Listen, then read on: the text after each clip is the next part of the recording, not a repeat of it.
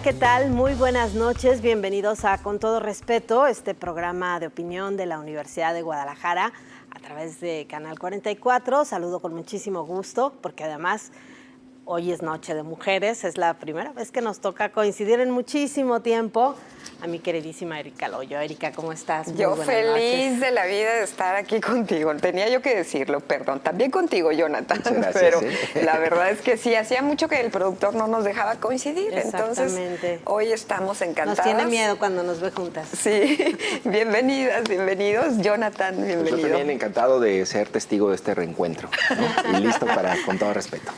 Muy bien. Bueno, vamos a comenzar, como todos los martes, con un tema internacional. Esta propuesta que lanza el ministro de Relaciones Exteriores de España de una coalición internacional para, pues, tratar ahora sí de hacerle un contrapeso al gobierno de Israel. Vamos a leer este tuit de Olga Rodríguez Francisco. Dice: España sigue sin adoptar embargo de armas integral a Israel. De momento se ha aprobado una proposición de ley en el Congreso, pero su tramitación puede prolongarse durante un tiempo indefinido. Además, podrá estar sometida a cambios que limitarían el carácter integral. Bueno, pues ahí está esta propuesta en la que trabajó España y que, bueno, además de revisarla internamente, se hizo un planteamiento ante otros países, no solamente en lo que tiene que ver con el embargo de armas, sino en general con los acuerdos de la Unión Europea, de revisar los acuerdos de la Unión Europea con Israel. Jonathan. Sí, mira, creo que es parte también ya de el cansancio y el enojo interno de incluso los aliados más cercanos a Israel ante esta guerra. Leía, ya son más de 50,000 víctimas, algo así, ¿no? A lo largo de este conflicto. Y me parece que también tiene que ver con este cansancio, ¿no? De los aliados de Israel, aunque finalmente no logran una posición, digamos, unívoca para condenar y sancionar y embargar la venta de armas a Israel. Me parece que sí es un síntoma de lo que viene más adelante, que entiendo es en junio, la Asamblea General de las Naciones Unidas, en donde muy probablemente más países se adhieran a reconocer al Estado palestino y se genere todavía más contrapeso para buscar terminar con este conflicto y esta crisis humanitaria que además pues no solamente ha costado vidas, sino que también tiene en una situación muy vulnerable a la población de Gaza, ¿no? Claro. Que parte, de hecho, Erika, de este planteamiento que hace España es precisamente eso, ¿no? El que se logre un acuerdo en el que se reconozcan los dos estados. Sí, yo creo que es tiempo ya de pensar en el reconocimiento de ambos estados. Los procesos de negociación anteriores me parece que dieron algunos pasos muy limitados y que permitieron que la construcción de la franja tuviera a todos los gazatíes en las condiciones en las que están, ¿no? Entonces, me parece que sí es un buen momento para hacer un planteamiento ya de largo alcance. El reconocimiento del Estado palestino es sin duda imprescindible y por razones de una crisis humanitaria, como lo dice Jonathan, ¿no? Sin embargo, de ahí a que se reconozca y a que se plantee, el proceso de negociación sin duda será muy largo y habría que establecer cuáles son las condiciones para lograr cierta paz en tanto no se logran esos procesos, porque justo Médicos Sin Fronteras decía que los niños y las niñas, las infancias de Gaza, son las infancias más amputadas del mundo entero en este momento, por las bombas, por los derrumbes, por un montón de cosas que están ocurriendo y que además pues no hay comida, ¿no? Para todas las personas ahí. Parte de lo que ocurre es eso y también diría que no es una cosa menor. El nuevo Papa León XIV ha tomado muy bien el tema y lo dice permanentemente, ¿no? Por lo menos 3 veces a la semana saca un tuit, porque ahora es muy activo en el Twitter, hablando sobre la condición de Gaza, ¿no? Si bien el anterior Francisco hablaba por teléfono cada noche con los feligreses, me parece que el statement de él es más político y también va caminando rumbo a ese sentido, ¿no? Claro, que en general, Jonathan, un pronunciamiento como esto ha habido varios a lo largo de esto que algunos dicen guerra, que más bien ha sido un genocidio por la cantidad de víctimas que ya mencionabas. La comunidad internacional ha sido tibia, ¿no? Como que no ha ido más allá de los discursos, de los cuestionamientos, y no ha habido acciones contundentes. Y la prueba es que después de esto que ocurre, de este planteamiento que hace el gobierno de España, viene una ofensiva más en Gaza, cuando entre más tiempo pasa las ofensivas son más terribles porque ya son sobre espacios en donde están refugiados, en donde hay familias. Y esta nueva declaración de Benjamín Netanyahu de decir, esto no se acaba hasta que recuperemos al último de los rehenes, vivo o muerto. Sí, claro. Y digamos, estos ataques que ya no sabes si en realidad son a veces con el pretexto de atacar supuestamente refugios subterráneos, ¿no?, del enemigo, bombardean hospitales, ¿no? Claro, Entonces, sí. Y otro de los temas que justamente preocupaba a la comunidad internacional no solamente son las bombas que están matando a ciudadanos en Gaza, sino la hambruna, es decir, el embargo que están sufriendo, o sea, los están matando de hambre, claro, además, ¿no? Es decir, es una cuestión bastante dramática para que la comunidad internacional, a pesar de estos esfuerzos de que no logra ponerse de acuerdo, me parece que el gran problema aquí y el punto central es que mientras tenga Israel el apoyo de Estados Unidos, ¿no?, es decir, las dos grandes cabezas negociadoras de ese conflicto, pues en realidad sabemos que es Estados Unidos quien puede ponerle un alto, y mientras siga el apoyo y el respaldo, pues la comunidad internacional podrá fijar posturas, hacer lobbying, pero va a ser difícil llegar a un acuerdo si antes no se resuelve ese punto con Estados Unidos, ¿no? Claro, porque ha habido incluso este permiso para que ingresaran labores humanitarias a la franja, Erika. Sin embargo, no son más que paliativos, es decir, sigue sin dejarse entrar lo que tendría que ser un apoyo integral que abarque pues todo esto que hemos mencionado, ¿no? Desde la alimentación, los servicios de salud, la atención a población vulnerable, a los niños, a quienes han sido víctimas de los bombardeos. Es decir, cualquier apoyo que se recibe resulta mínimo y pasa desapercibido ante la magnitud del daño que se ha hecho. Sí, es inaudito lo que ocurre, más allá también de los ataques a los hospitales y a los centros, a los comedores comunitarios que instalan, por supuesto, los soldados azules de la ONU. Pues todo esto tiene que ver con la ausencia, ¿no?, de que pasen las ayudas humanitarias, porque controlan la entrada y la salida, y uno pensaría que cuando pactaron el cese al fuego iban a ser constantes las entregas, pero resulta que cada vez son menos, ¿no? Entonces sí, el tema es que la hambruna es un daño colateral. Claro. Y bueno, vamos a cambiar de tema porque hay otro conflicto que sigue sin resolverse, que es el de la invasión de Rusia a Ucrania. Y bueno, el gobierno de Estados Unidos, que también ha tratado ahí de mediar en el conflicto, pues ha fracasado hasta ahora en las charlas, en los acercamientos con los dos presidentes. Recordamos pues aquella escena de Donald Trump con Volodymyr Zelensky, y bueno, ahora leo este tuit de Sergio LR que dice: el presidente de Estados Unidos, Donald Trump, en un tono no visto hasta ahora, se dirige a Putin. Dice: lo que Vladimir Putin no entiende es que si no fuera por mí, ya le habrían pasado muchas cosas realmente malas a Rusia, y quiero decir muy malas. Está jugando con fuego.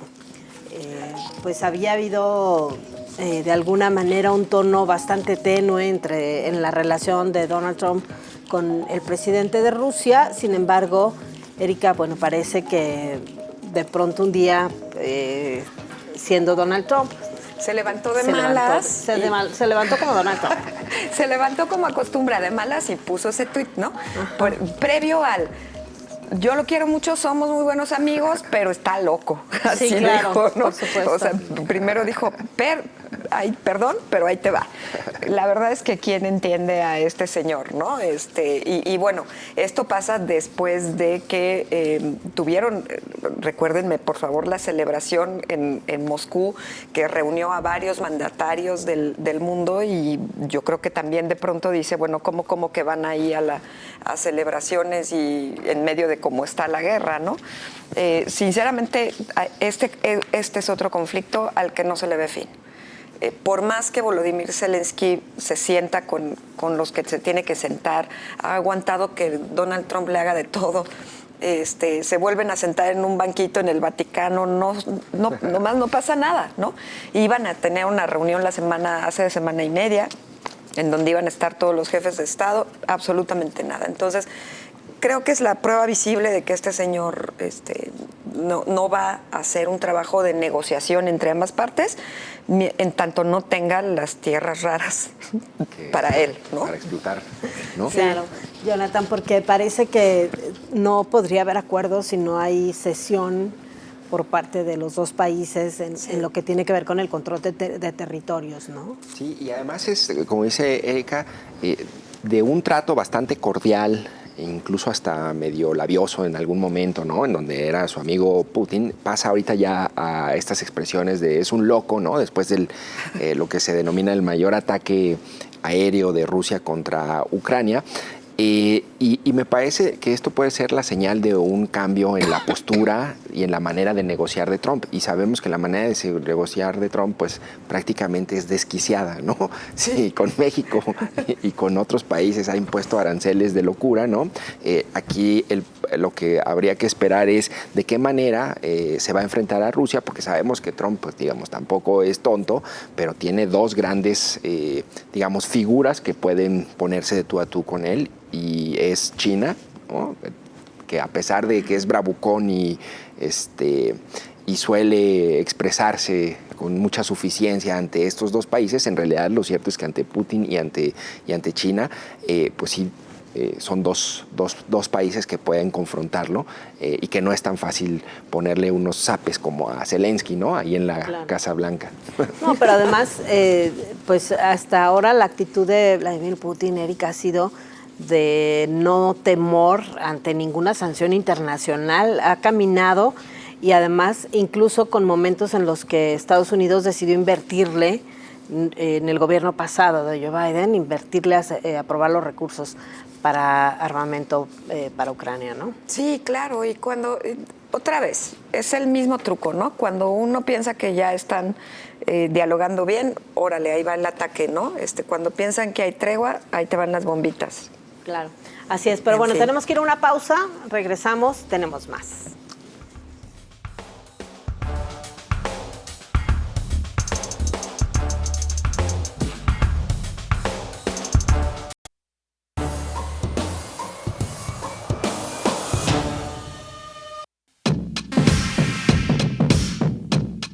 Desde el 15 de mayo de 2025, la CENTE mantiene un paro nacional indefinido exigiendo la derogación de la Ley del ISSSTE de 2007, un sistema solidario de pensiones, jubilación por años de servicio y un aumento salarial del 100%.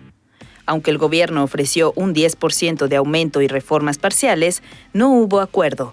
Claudia Sheinbaum canceló su reunión con la CENTE tras bloqueos en el Aeropuerto Internacional de Ciudad de México y el INE, y delegó el diálogo. La CENTE denunció una descalificación política por parte de la presidenta y amenazó con boicotear la elección judicial del 1 de junio. El conflicto sigue abierto. Pues bienvenidas y bienvenidos de regreso al segundo bloque. Como usted ya lo vio, pareciera que es dentro de los muchos conflictos que se le van acumulando a la presidenta, parece el más álgido en algún sentido. No sabíamos de la Confederación Nacional de Trabajadores de la Educación durante todo el sexenio anterior, porque quedaron muy contentos con la derogación de la reforma educativa de Peña Nieto, con los aumentos salariales que les brindó el expresidente López Obrador, y en este momento de repente vuelven a emerger, capturando no solo el Zócalo, sino desquiciando la Ciudad de México, para plantear sus demandas, ¿no? Que usted ya escuchó en la cápsula. Lo que hoy revela la presidenta Sheinbaum es que ella tenía convocada una reunión con los líderes de la CENTE el 8 de mayo y que ellos no llegaron. Y por tanto, pues ahora ya se van a sentar con alguien más que no sea ella. Sonia. A mí siempre me ha llamado la atención cómo los titulares de los poderes ejecutivos, de todos los partidos y de todos los niveles, se sienten el último premio cuando hay un conflicto social, como si sentarse con ellos fuera la petición formal o la petición de fondo de un movimiento como este. El conflicto o el movimiento que ha mantenido a la Coordinadora Nacional de Trabajadores de la Educación al paso de los años es tan diverso y tiene que ver con las desigualdades sociales de este país que enfrentan maestros en diferentes estados. No es lo mismo las condiciones laborales de un profesor en la Ciudad de México o en Guadalajara, en Monterrey, que lo que enfrenta un maestro rural en zonas rurales, en Oaxaca o en Michoacán, que son de alguna manera las secciones que alimentan a la CENTE principalmente. No entiendo por qué le cuesta tanto trabajo a la presidenta reprogramar una cita con los líderes de la CENTE, si es lo que se necesita para empezar el diálogo. Esto no va a resolver el conflicto, porque ciertamente, como dice la cápsula, hay temas de fondo. Ella hoy les respondía que las condiciones laborales actuales y la forma en que se hicieron cuentas individualizadas en el ISSSTE impide que se eche atrás esta reforma. Pero bueno, si no te sientas a tallar lápiz, es decir, los temas de fondo van a terminar resolviéndose con los responsables de las áreas, que son los que pueden hacer movimientos o no. Pero si no hay una primera entrada en la que participe la presidenta, autorizando los acuerdos o dándole validez a los acuerdos que puedan alcanzar sus funcionarios, lo único que va a obtener es que este conflicto siga creciendo. Y se va a prolongar. Y yo insisto, para muchos, sé que mediáticamente han intentado pues clasificar a la CENTE como un grupo de choque, como los maestros que no quieren trabajar, que tienen a miles de niños sin asistir a clases, cuando hay muchas cuestiones diferentes según las regiones del país que afectan a los maestros. Y si no le entramos a esa revisión, esto va a seguir pasando una y otra vez, ¿no? Sí, por supuesto. Y esta misma cosa que tú dices, ¿por qué le costará tanto trabajo reprogramar una reunión? Pasa el mismo caso con las familias de las personas desaparecidas, quienes son atendidas por Rosa Isela, la secretaria de Gobernación, pero no por la presidenta. Pareciera que la presidenta es inalcanzable de pronto, ¿no? Para la sociedad. O el premio mayor para un conflicto social. Exactamente, ¿no? Pero bueno, también en medio está la interpretación, Jonathan, o los medios nacionales que preguntaron, bueno, ¿qué hay de cierto? Que la CENTE amenaza con boicotear la famosísima elección del 1 de junio del Poder Judicial. Que creo que esa es también ya una lectura política, porque si tú te pones a revisar los números de la CENTE, en realidad, como dice Sonia, pues son la mayoría maestros del sureste. ¿Sí? Y no representan un gremio muy grande con respecto al total de profesores, es decir, su incidencia y su influencia está nada más en algunos 5 o 6 estados del país, y me parece que, bueno, sería difícil que puedan boicotear toda una elección que ya se boicoteó desde su concepción misma, ¿no? Así mismo, no los líderes de la CENTE, no necesitamos boicotearla, ya se boicoteó. No es necesario, no es necesario pedírselos. Está boicoteada, ¿no? Fíjate que me llama la atención justamente que esta especie de relación perversa entre los presidentes, ¿no? Y los gremios de profesores, ¿no? Sí. Porque como candidatos les prometen todo y a la hora de la hora, ¿no? Es decir, los utilizan para poder llevar votos, para movilizar el día de las elecciones a los perfiles que voten por ellos, pero en el momento en el que ya se trata de sentarse a negociar y a cumplir las promesas, es allí en donde me parece que, por un lado, los presidentes incumplen muchas veces, ¿no? O la mayoría de las veces, pero por el otro también las demandas de la CENTE, en este caso en específico, pues son demandas pues exorbitantes, es decir, un 100% de Claro, aumento del ¿cuándo? salario, Pero ¿no? es un punto de partida en una Sí, negociación. claro, Por supuesto claro. que no, en No, una negociación no irían al 100%. Pero, digamos, un poco va en ese sentido, ¿no? Es decir, la razón de ser de la CENTE también, pues también está en su ADN el conflicto, o sea, históricamente, ¿no? Sí, Ante sí. un sistema, Ahora, un pensar problema que de un maestro desigualdad. gana 14,000 pesos y aumentarle el 100% es 28,000 pesos, tampoco me parece que... Sí, Yo claro. sé que no da el No, presupuesto no para da, eso, pues, pero tampoco pero- es que le vayas a pagar para que se haga rico, ¿no? Sí, claro, no. Sí, por supuesto, Pero me parece que, o sea, esto habla un poco también de la naturaleza de este tipo de movimientos que pues siempre van a estar negociando y buscando más y más, ¿no? Es decir, allí lo que hace falta es, pues también para que el movimiento no crezca, para que puedan tener clases 1 millón de alumnos, ¿no? Que son los que están ahorita sin clases, pues es sentarte a negociar y tratar de llegar a un punto medio. Obviamente no le vas a aumentar el 100% del salario porque no da, aunque quisieras, ¿no? Y falta de habilidad de Mario Delgado, el Claro, se supone que secretario por de eso, ¿no? Educación. Que para eso lo mandan. Pero ¿sabes qué? A mí me parece que más bien la habilidad que han tenido siempre los secretarios y los políticos es de negociar con el Sindicato Nacional Con de el Trabajadores de la sí. Educación. Y nada más hay que recordar lo que pasa en Jalisco con pensiones del Estado, ¿no? Que de pronto Claro. los maestros dicen, oye, ¿cómo es que el titular se aumentó el sueldo? Ahí estaba tu líder sindical votándoselo a favor. claro, ¿Cómo es que invirtieron en claro. Abengoa? ¿Cómo es que le dieron la lana a pensiones? Ahí estaba tu líder sindical aprobando eso. ¿A cambio de qué? Pues de canonjías personales o para las cúpulas del Sindicato Nacional, donde quedan Claro. fuera los maestros y mucho más quedan fuera los que integran Sí. la CENTE, ¿no? O hace un par de semanas que escuchaba yo una declaración del líder del CENTE aquí en Jalisco que le decía al gobernador a raíz de las conmemoraciones del Día del Maestro, oiga, no nos pongan a atender este tema de los protocolos de abuso sexual infantil, claro. no vayan encima de nosotros. O sea, ¿qué le pasa?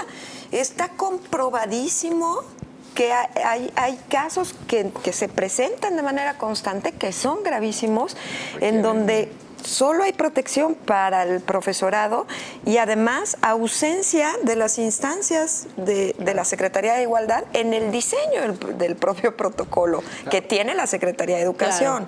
Entonces también... Pero no hay todos esos ningún- son acuerdos entre el CENTE y los gobiernos que Claro, siempre claro. dejan fuera a los maestros, a la masa de maestros y por supuesto a la CENTE. Que lo que dicen es que el CENTE movilizaría el voto para la elección del Poder Judicial, ¿no? Y la CENTE intentaría boicotear, según esto. Lo cierto es que sí tendríamos que hablar seriamente de la calidad educativa, no lo estamos haciendo, de sí elevarle y dignificarle los salarios a los profesores y a las profesoras, no lo estamos haciendo, ¿no? Y ahí nos queda, o sea, ahí como dicen, el que nos queda de ver mucho es Mario Delgado, porque se supone que su único talento justamente era ese, el talento negociador y político, y justo ahí es donde le está tronando el tema a la presidenta, o sea, nada de política educativa. Bueno, él fue secretario de Educación en el gobierno de la Ciudad de México. Claro. Creo que nada más por eso dijeron, ahí póngalo. Póngalo, Pero bueno, bueno. llegó el momento de enseñarles la famosísima sección del resbalón con una foto que veremos ahí, que se trata nada más y nada menos de algo que vamos a hablar en el siguiente segmento. Pero si usted no ha visto a las cyberpatrullas, aquí se las enseñamos, ¿no? Miren nada más esta patrulla del futuro que recorre las calles parece la calzada, ¿no? Toda limpia. ¿Cómo ves, Jonathan? No, pues la verdad es que ni cómo ayudarles, ¿no? Me parece que yo ya lo comentaremos, pero es una patrulla para la foto en el 2026 del Mundial, ¿no? O sea, es la Cybertrucks para la foto, ¿no? Sí, o sea, sí. No, ¿para qué 3 con una? Si lo que necesitan nomás es una foto para el Mundial. Sí, pero bueno, ya se justificó diciendo que es un C2, ¿no, Sí, Sonia? válgame, Claro, C2. te sale más barato comprar una cámara, una buena cámara, que sí sirviera. O invertir bien en el C5. O cuidarlo bien, que sí lo prendas cuando lo necesitas. Exactamente, exactamente. Mejorar las estrategias del C5 hubiera Yo no sido... sé, quiero conocer al que tomó esa decisión técnica. de comprar una Cybertruck. Eso sería muy interesante, saber quién tomó la decisión técnica, ¿no? En función de qué, cuáles fueron las valoraciones. Sería muy interesante más allá de la licitación. Pues no sé. No, hombre, en las licitaciones siempre nada más se pone quién lo pidió, porque lo necesitaba y ya. Nunca te explican por qué lo necesitaba. Pero ¿de verdad no vieron venir en un escándalo? O sea, a ver, quiero una Cybertruck. Fíjate que estaba leyendo las especificaciones y decía que puede acelerar de 0 a 100 kilómetros en 2.6 segundos, ¿no? Chocando a todos. Sí. No, y que, En el Álamo, por ejemplo, ¿no? Dije, no, pues, que el otro día estuve una hora interesante, parada en el Álamo. Dije, interesante con esta movilidad en esta ciudad. O sea, no la van a poder usar al 100%, ¿no? Con la carretera Chapala como la tenemos. Claro. Sí, qué barbaridad. Me parecía absurdo. Pero bueno, todavía nos queda mucho por comentar y por reír sobre este tema, así es que si le parece vamos a un corte y regresamos, no se vaya.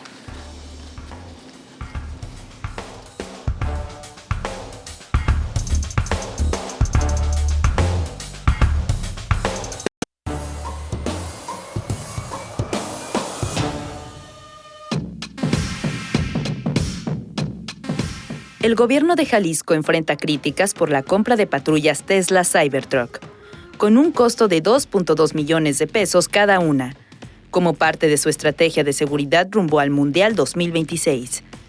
La medida ha sido calificada como excesiva e ineficaz ante la violencia estatal. Además, resurgen cuestionamientos sobre el arrendamiento de patrullas, ante posibles irregularidades y sobrecostos. Aunque el gobierno defiende la modernización, pues el gobernador Pablo Lemus ha señalado que mejorará la percepción de seguridad, la oposición ya exige transparencia y mayor enfoque en seguridad efectiva. Bueno, así es. Este ha sido el tema que ha acaparado la atención en medios de comunicación y en redes sociales en los últimos días. Esta decisión del gobierno de Pablo Lemus de hacerse de estos vehículos, pues él dijo para mejorar la percepción. El tema es que la percepción de un estado seguro se mejora teniendo un estado seguro y no comprando vehículos que puedan parecer que apantallan. Pero bueno, ahí están ya los vehículos, Erika, muchas críticas y todavía sin quedar muy clara la justificación de por qué se tuvo que acudir a estas unidades cuando pues las necesidades de seguridad en el Estado apuntan más al personal, ¿no? Sí, por supuesto, pero además, bueno, yo creo que han tenido una mala racha en el gobierno de Jalisco, ¿no? Sí, 18 años. Ya lleva 18 años. Bueno, sí, como que 3 siguieron sexenios. con la mala racha, ¿no? De pronto... Ay, ¿Emilio no fue o qué? No, pues Emilio sí también. Bueno, es que venimos de malas rachas 24. sostenidas. Pero sí, como que han tenido una mala rachita, ¿no? Porque viene todo el tema de reavivar una suerte de conflicto con la universidad por una declaración ridícula, a mí me parece. No sé si fue pensada o reflexionada o no, pero pues pasó. El incremento, sí, de las desapariciones, ¿no?, que vemos. Y una decisión así de comprar, aunque sea una. Dicen que son 3, pero aunque sea una. Y traerla paseando por toda la ciudad para efectos de percepción, o sea, ojo, percepción, sensación de seguridad, no incidencia. ¿De acuerdo? Claro. O sea, no bajar. Pero tampoco el delito. percepción de seguridad del ciudadano común y corriente, porque Por supuesto que no. Nadie dice, ya a partir de mañana ya Yo voy estoy a más dejar seguro, a mi ¿no? hija que vaya en Uber al bar y que regrese a la hora que quiera, Claro. porque Hay una Jalisco ya Cybertruck. está seguro, ¿no? Sí, no sé a qué Cybertruck. percepción Está se refiere. blindado con una Cybertruck, ¿no? Entonces, la verdad es que me parece que fue una pésima decisión. Como decíamos en el segmento anterior, no sé quién habrá reflexionado sobre esto de seguro nos va a salir bien porque la gente se va a sentir bien tranquila y porque el pretexto del Mundial, pues que al cabo es el siguiente año y a ver si llega, ¿no? Claro. Esa es la otra, a ver si no la chocan o a ver si... Si no se queda así. No, pero te la reponen, ¿no? A ver Sí, si la- llega sí, la sí, foto. sí, claro. El gobernador decía en sus declaraciones, muy contento, debo de decirlo, ¿no? Pero muy sonriente, Pues que todos los demás estábamos muy equivocados porque ese carro era un C2. ¿Qué es un C2? Pues que como estaba conectado a Starlink, que es la red de Wi-Fi de Musk, de Elon Musk, y que no te falla, pues, ¿no? Eso sí está visto, pues que entonces podía acceder a las bases de datos de la Fiscalía y de los fichados y de no sé qué, y los que tenían antecedentes de una manera muy acelerada y muy rápida, y bueno, que por eso era que se justificaba, ¿no? Porque tenían su conexión con el Starlink. Claro. A mí me hubiera gustado que la conexión del Starlink estuviera en el C5, no en eso. Creo que el propio gobernador subestima la crítica, es decir, le molesta, pero la subestima, y al momento de salir a hablar de la justificación de la compra de las patrullas, no da una explicación que podamos leer como bien valorada, pues, ¿no? Claro. Entonces, no me parece que sea lo correcto. Claro, en la administración, a mí me parece que es una secuencia de excesos de funcionarios públicos que empezó frívolo, ¿no? Desde la pasada administración, porque además no podemos pensar que estas unidades van a ser para los policías que andan en la calle arriesgándose o en las persecuciones, no. Seguramente las van a usar los jefes de sus policías. Pasó lo mismo en la administración anterior con el tema de los blindados, los que primero se arrendaron y luego se compraron al nivel que había muchísimos autos blindados y que eran en su mayoría utilizados por funcionarios públicos, incluso por empresarios que se consideraba que estaban en riesgo de secuestro por el dinero que manejaban. Y entonces, por supuesto que el funcionario público que toma decisiones en materia de seguridad, que todos los días tiene un grupo de escoltas y que se va en su auto blindado 10 cuadras de su casa a su oficina o que va a la comida, entonces considera que todos los ciudadanos y sobre todo quienes cuestionan la inseguridad o hablan de inseguridad en el Estado están exagerando, ¿no? Sí, claro, por supuesto. Ahí es donde influye en la percepción de los funcionarios públicos, porque yo insisto, ni siquiera es la percepción del ciudadano. Y hoy las policías salieron a decir, algunas, ¿no?, que mejor hubieran invertido en otra cosa, ¿no, Jonathan? O sea, en el salario, en el equipamiento, en los seguros, no sé. En el armamento. Fíjate que hay dos cosas. Una, o sea, yo me quedo un poco con esta primera declaración que yo creo que se le salió a Lemus, ¿no? Decir que era también para la percepción. Pero a ver, mejoras la percepción. Mejorar la percepción de algo, pues es un asunto de marketing, es decir, mejoras la percepción de un negocio que va mal, de un producto, no mejoras la percepción de un derecho o una garantía como el derecho a la vida, a la seguridad, ¿no? Que es en realidad lo que está de fondo. Entonces, claro, primero transformas la realidad y luego cambias la percepción.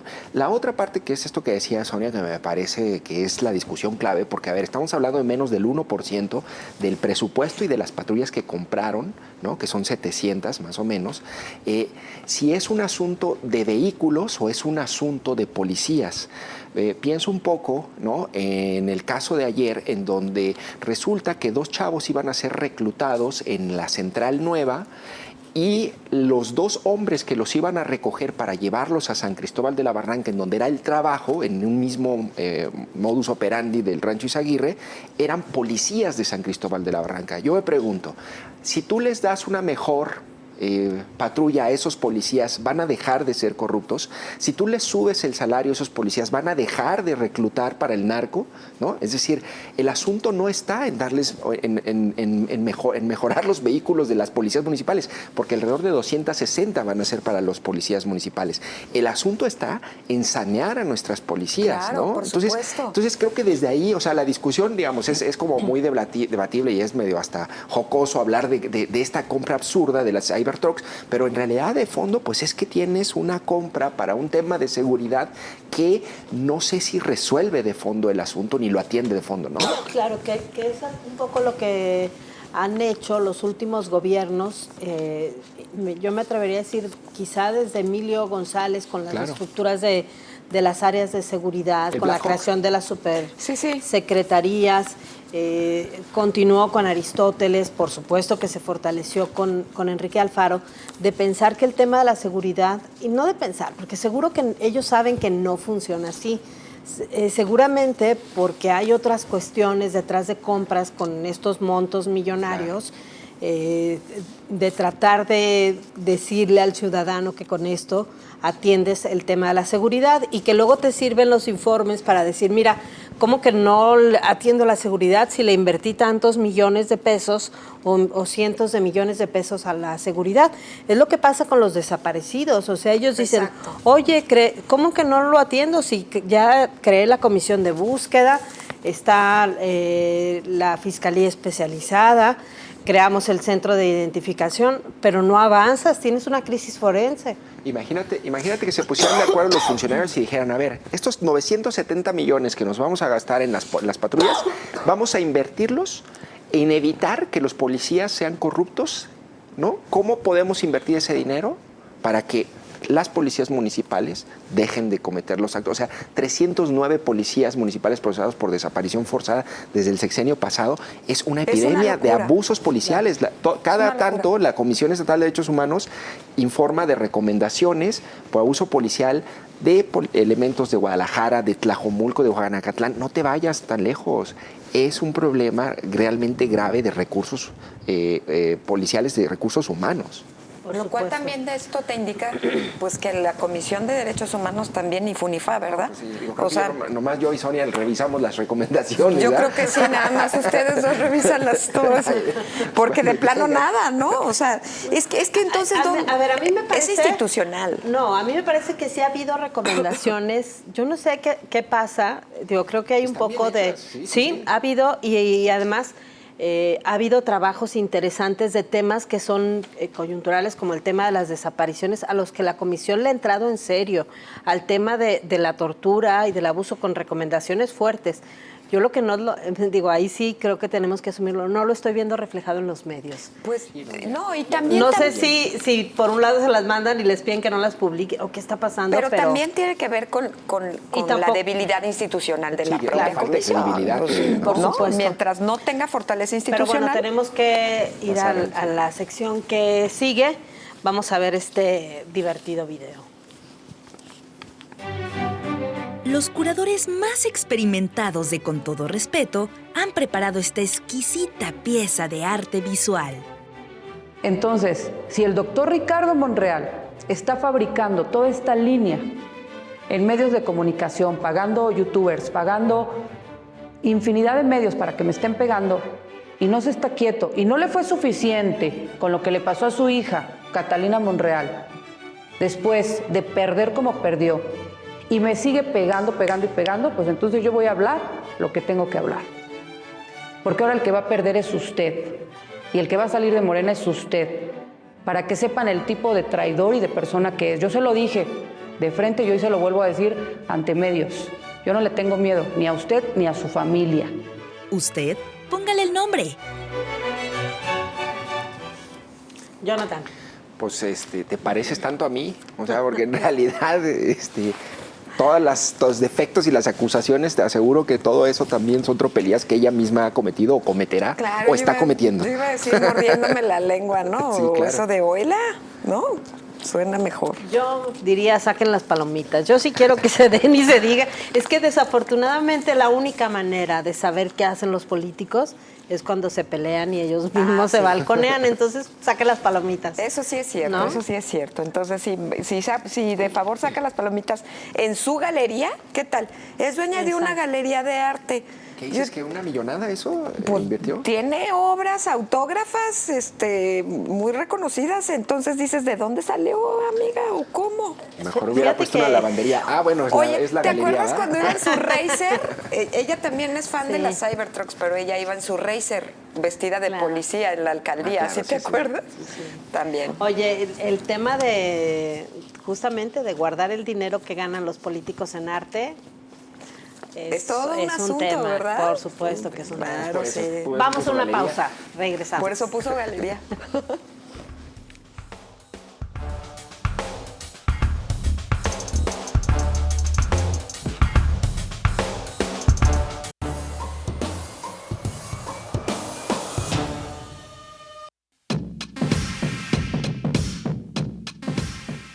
El Sistema Intermunicipal de Agua Potable y Alcantarillados, CIAPA, enfrenta una crisis financiera significativa. Durante una comparecencia ante el Congreso de Jalisco, su director, Antonio Juárez Trueba, reveló que la cartera vencida del organismo pasó de más de 17,000 millones de pesos a alrededor de 11,000 millones de pesos, debido a que 7,000 millones de pesos en deudas están por prescribir, ya que superan los 5 años sin ser cobradas. En este contexto, diputados de Movimiento Ciudadano proponen un incremento del 12.5% en las tarifas del CIAPA para 2025, argumentando que es necesario para mejorar la infraestructura hídrica y garantizar el suministro de agua potable en la zona metropolitana de Guadalajara. Pues ahí lo tiene. Sin duda es uno de los temas que siempre estamos debatiendo en este programa porque el vital líquido... Como decía Jaime García Elías, bueno, dice Jaime García Elías, el único vital líquido es el tequila. Ah, bueno, sí, también.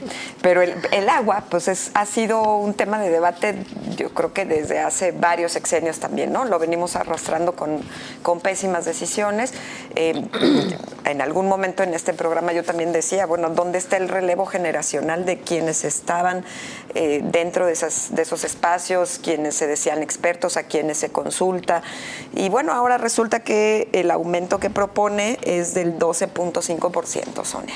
Sí, ha habido una campaña importante incluso de algunos técnicos que han trabajado temas de agua para decir que si queremos pues que haya agua, que el CIAPA siga funcionando, tenemos que aceptar que nos cobren el agua. Yo siempre la pago, nunca me he atrasado, así que yo estoy de acuerdo en pagar. Lo que no estoy de acuerdo es que esa sea la justificación para el aumento, porque la ineficiencia del CIAPA y la corrupción en el CIAPA ha sido consecuencia de las decisiones que han tomado las propias autoridades.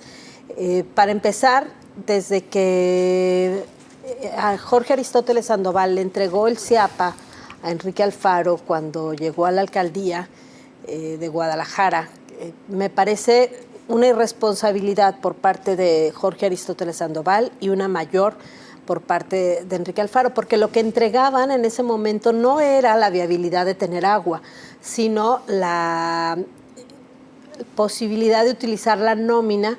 Y lo que hace interesante al CIAPA, y algunos políticos te lo dicen en corto de una manera muy cínica, son las factibilidades, que es el gran negocio del CIAPA. En realidad, a los políticos el CIAPA les interesa por las factibilidades y no por mejorar el servicio de abasto de agua. ¿Qué son las factibilidades? Es este documentito que tú tienes que pedirle al CIAPA cuando haces un desarrollo inmobiliario en el que te debe decir que tú puedes prestarle el servicio de agua y drenaje a quien va a comprar una casa en ese lugar, o a todas las personas que van a comprar una casa en ese lugar. ¿Y cómo se otorga ese permiso? El CIAPA no revisa si en la fuente de abasto a la que se va a conectar esa red hay la capacidad para, si van a vivir 2,000 personas más, para darle agua a esas 2,000 personas. No, el CIAPA lo que dice es, afuera pasa un tubo que lleva agua, sí, entonces podemos. O ahí va el drenaje, sí podemos. Yo recuerdo un caso, por ejemplo, en San Agustín, en Tlajomulco de Zúñiga, que se autorizó a un fraccionamiento nuevo que está del lado derecho de López Mateos, que se conectara al drenaje, pero era un drenaje súper chiquito de esos de pueblo. Y entonces, ¿qué hizo el pueblo?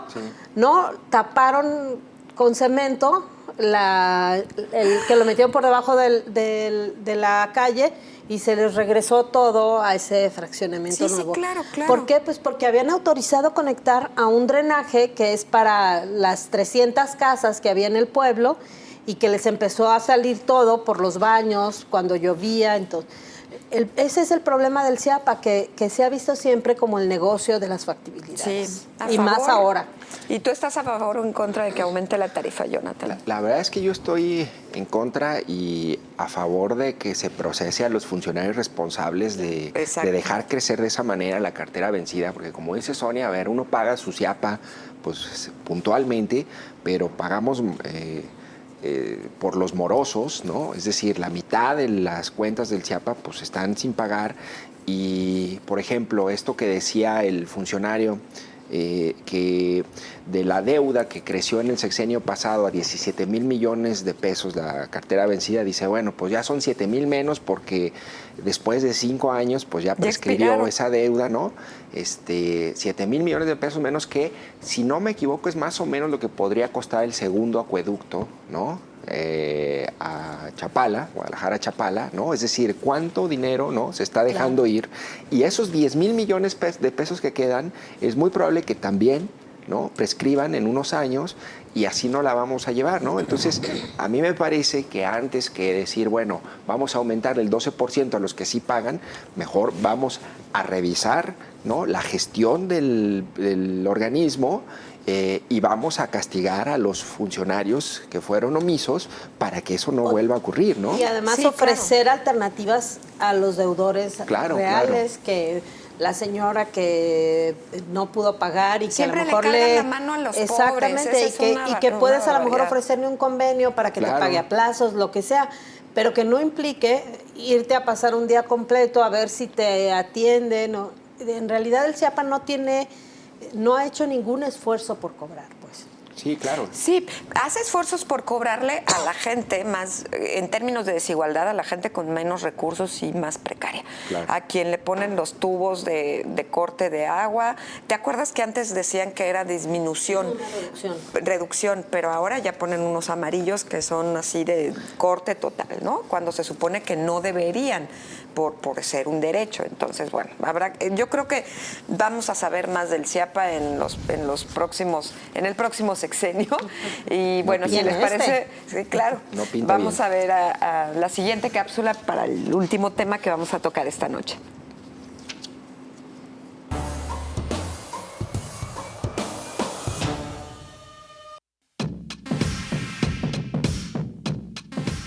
El 1 de junio de 2025, México celebrará una inédita elección judicial para designar 881 cargos federales y 1,800 estatales. La sociedad civil está dividida. Algunos promueven el voto estratégico por candidatos independientes, mientras otros llaman a abstenerse, argumentando que el proceso carece de transparencia. Se estima una participación menor al 20%, lo que podría permitir que pocos votos definan puestos clave. La elección genera incertidumbre y debate sobre la legitimidad del proceso. Pues como usted lo vio, ya tenemos de aquí a el jueves, creo que inicia la veda y ya nadie podemos hablar de la elección del Poder Judicial de acuerdo a los reglamentos del INE.